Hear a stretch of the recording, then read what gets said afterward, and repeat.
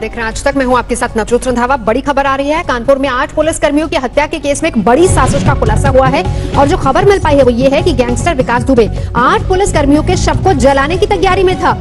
Police को ये पता चला है कि विकास दुबे के घर पर जो ट्रैक्टर खड़ा था उसमें से डीजल को निकालकर शवों को जलाने की प्लानिंग थी। और ये जानकारी भी मिली है कि विकास दुबे मध्य प्रदेश भागा है।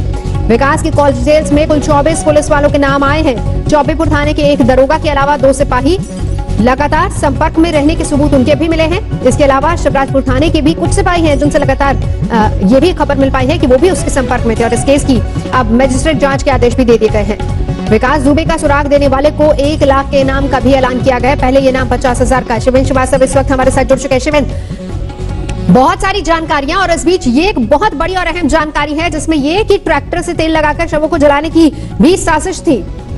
देखिए नवजोत, ये बहुत ही हैरान करने वाली जो सच्चाई सामने आ रही है, जो बात सामने आ रही है कि शवों को जलाने की कोशिश थी। ये जांच के दौरान ही पुलिस वालों को समझ में आया है। दरअसल जब ये पूरी घटना को अंजाम दिया गया उसके बाद जब दूसरी पुलिस टीम वहां पर पहुंची तो वहां पर जो पुलिस वालों के शव थे वो एक के ऊपर एक लाद करके रखे गए थे। इस गेट के ठीक सामने जो कि तिराहा है जिससे गाँव में 2 तरफ रास्ते जाते हैं, जहाँ पर जेसीबी मशीन लगाई गई थी और इन शवों को घसीट करके लाया गया था और वहां पर इकट्ठा किया गया था।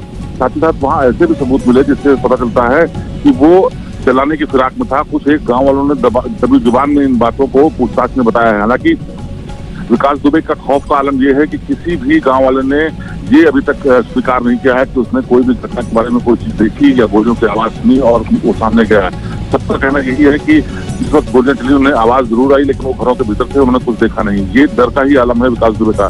लेकिन मौकाए वारदात पर जो सबूत मिले हैं वो इस बात की ओर साफ इशारा करते हैं कि विकास दुबे का जो इरादा था वो बेहद खतरनाक था।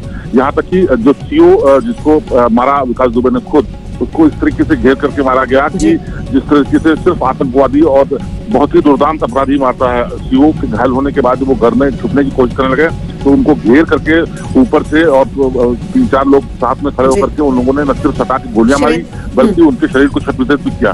तो ऐसे में सवाल ये उठता है कि आखिरकार ये अपराधी इतना दुर्दांत था, उस इलाके में जाना चाहता था, बावजूद इतने सालों तक पनपता रहा, कुछ हो नहीं पाया। ये भी बहुत बड़ा सवाल है। बिल्कुल, बहुत सारे ऐसे सवाल है जिनका जवाब मिलना भी जरूरी है।